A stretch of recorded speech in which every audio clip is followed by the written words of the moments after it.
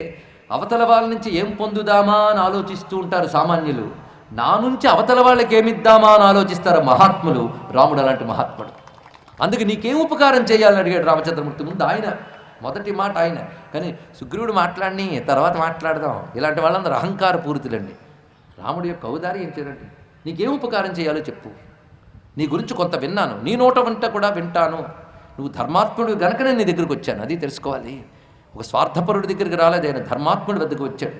ఎందుకంటే మీ అన్నయ్య నిన్న అధర్మంగా వెంటబెట్టి రాజ్యభ్రష్టుని చేసి నీ భార్యను అపహరించాడు. చాలా ప్రమాదకరమైన అంశం. ఎందుకంటే పరస్త్రీని అపహరించడం కంటే పాపం మరొకట్లేదు. ఆ పని చేశాడు మీ అన్న, అది నాకు తెలిసింది. అమాయకుడైన నిన్ను రాజ్యభ్రష్టుని చేసి నీ భార్యని స్వీకరించి ఉన్నాడు. పైగా నిన్ను ఎక్కడా ఉండనివ్వకుండా వెంటబెట్టాడు. అదృష్టం ఒకటేదో కలిసి వచ్చి ఋషిముఖ పర్వతం ఒకటి ఉంది, అది లేకపోతే నువ్వేమయ్యేవాడివి. చూసారా, నిజంగా మన దగ్గర ధర్మం ఉంటే అన్ని మార్గాలు మూసుకుపోయినా ఎక్కడో ఒక ఆధారం దొరుకుతుంది. అదే సుగ్రీవుడికి కష్టకాలంలో కూడా ఒక ఆధారం దొరికింది. పరిశీలించండి. ఇక్కడ ఆ ఋషిముఖ పర్వతం పైకి రాడు అతను.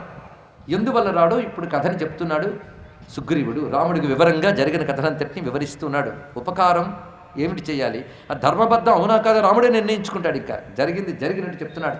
మేమిద్దరం అన్నదమ్ములం, వాలి సుగ్రీవులు. మేము ఉభయలం కూడా అన్నదమ్ములం. అన్నయ్య గారు రాజ్యం చేసేవారు, నేను ఆయనకి సహాయకుడిగా ఉండేవాడిని. చక్కగా రాజ్యపాలన అవుతోంది. ఈ లోపల దుందుభి అని ఒక రాక్షసుడు వచ్చాడు. వీడు దున్నపోతు శరీరంతో ఒక భయంకరమైన రాక్షసుడు. వాలితో యుద్ధానికి వచ్చాడు. అప్పుడు వాలి అతడు యుద్ధం చేస్తూ ఉంటే క్రమక్రమంగా అరణ్యాల్లోకి వెళ్ళిపోయారు యుద్ధం చేస్తూ. సుగ్రీవుడు కూడా వాలి వెంట వెళ్ళాడు తోడుగా. అలా వెళుతూ వెళుతూ గుహలోకి చేరారు. ఎప్పుడైతే దుందుబి గుహలోకి పారిపోయాడో అతడిని ఎలాగైనా సంహరిస్తానని చెప్పి వాలి లోపలికి వెళుతూ ఉన్నాడు. అప్పుడు సుగ్రీవుడు కూడా వెళ్ళబోతూ ఉంటే వాలి చెప్పిన మాట, నువ్వు బిలద్వారం వద్దే ఉండు కానీ లోపలికి రాకు, వచ్చేవా నా మీద ఒట్టే చెప్పాడు. అక్కడ ఆ ఒట్టు కూడా పెట్టండి, ఇక్కడే ఉండు, నేనే తిరిగి వస్తానన్నాడు. వెళ్ళాడు, కానీ ఎప్పటికీ రావడం లేదు. సంవత్సరం అక్కడ ఉన్నాడు. గుమ్మం దగ్గర సామాన్యం కాదండి, గుహాద్వారం దగ్గర సంవత్సరం ఉన్నాడు. ఈ లోపల కిష్కింద ఏం కావాలి, వెళ్ళాలా మానాలా తెలియలేదు. ఇక్కడ సంవత్సరం తర్వాత ఒక ఆర్తనాదం వినబడింది.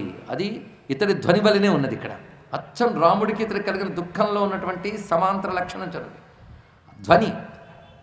కొంచెం ఆలోచిస్తున్నాడు. ఈ లోపల నుంచి రక్తం వచ్చింది. ఈ వచ్చిన రక్తం ఎవరిది? ధ్వనేమో అది వినబడింది. అన్నయ్య అయితే ఇంతకాలం పట్టదు అంటే ఇప్పుడు అన్నయ్యకి ఏదైనా ప్రమాదం జరిగిందా?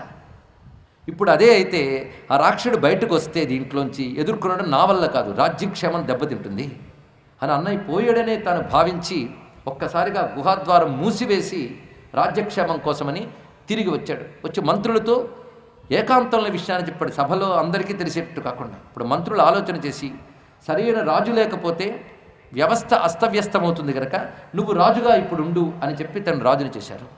ఇతడు రాజు అయిన కొద్ది కాలానికి వాలి వచ్చాడు. వచ్చి ఓరు దుర్మార్గుడా అని లాగివేశాడు. అన్నయ్య, నువ్వు బ్రతికి వచ్చేవి నాకు చాలా ఆనందంగా ఉంది, నాకు కావలసిందే అది. నేను కేవలం రాజ్యక్షేమం కోసం, నువ్వు బ్రతుకున్నావో లేదో తెలియక నేను పొరపాటు పడ్డాను, నన్ను క్షమించు, నీ రాజ్యం నువ్వే ఏలుకో, నీకు దాసుడుగా ఉంటాను అన్నాడు. వెంటనే నువ్వు రాజ్యకాంక్షతో నన్ను ఆ రాక్షసుడికి బలి చేసి నువ్వు వచ్చేద్దామని ప్రణాళిక వేశావు, అందుకే గుహాద్వారం మూసివేసి మరి వచ్చావు నువ్వు ఇక్కడికి అని ఎంత చెప్పినా వినకుండా అతడు తన క్రౌర్యాన్ని నాపై చూపించాడు, దౌర్జన్యాన్ని చూపించాడు. నేను కాళ్ళ వేళ పడ్డాను, ఈ రాజ్యం నీదే, నేను నీ దాసుణ్ణే, నేను నీకోసం ఎదురు చూస్తూనే ఉన్నానే తప్ప నేను రాజ్యభోగాలు అనుభవించడం నా ఉద్దేశం కాదని చెప్పినా వినకుండా తన దగ్గర ఉన్నటువంటి మహాబలంతో కేవలం దెబ్బ కొట్టాడు. అక్కడ ఒక మాట అంటాడు సుగ్రీవుడు, తిరిగి నేను యుద్ధం చేయగలిగి కూడా అన్న అనే గౌరవంతో సహించాను అని చెప్పాడు. ఇక్కడ సుగ్రీవుడి పరాక్రమం సుగ్రీవుడికి ఉన్నది. వాలితో పోలిస్తే కొంచెం తక్కువేమో కానీ సుగ్రీవుడి పరాక్రమంలో తక్కువ వాడేం కాడు. అలాంటి ఆ సుగ్రీవుడు ఎంత బ్రతిమలాడిన అన్న వినలేదు సరికదా, నిన్ను ఎక్కడా మననీయకుండా చేస్తాను అని చెప్పి అతన్ని వెంటబెడుతూ ఎక్కడ క్షేమంగా ఉండనివ్వకుండా బలగాన్ని పంపడం, ఇవన్నీ చేయడంతో నా ప్రాణాలను నేను రక్షించుకోవడానికి పారిపోతూ ఉంటే ధర్మము తెలిసిన మంత్రులు కొంతమంది నా దగ్గర ధర్మం ఉందని నాతో పాటు వచ్చారు. వారిలో ఒకడు హనుమంతుడు. ఇలా వచ్చిన వాళ్ళు వీళ్ళందరూ అంటే హనుమంతుడు ధర్మం ఎటుందో అటే ఉన్నాడు. చూడండి, ఇక్కడ ఇలా నాతో వచ్చారు. అక్కడ నుంచి నా ప్రాణాలు దాచుకున్నాను, కానీ ఇక్కడ ఉన్నానే కానీ నేను పడుతున్న అవమానం అంతా ఇంత కాదు. నా సర్వసంపదలు ఇప్పుడు నష్టపోయాను. ఆఖరికి నా భార్యను అతడు స్వీకరించాడు. ఇప్పుడు ఇది జరిగినది.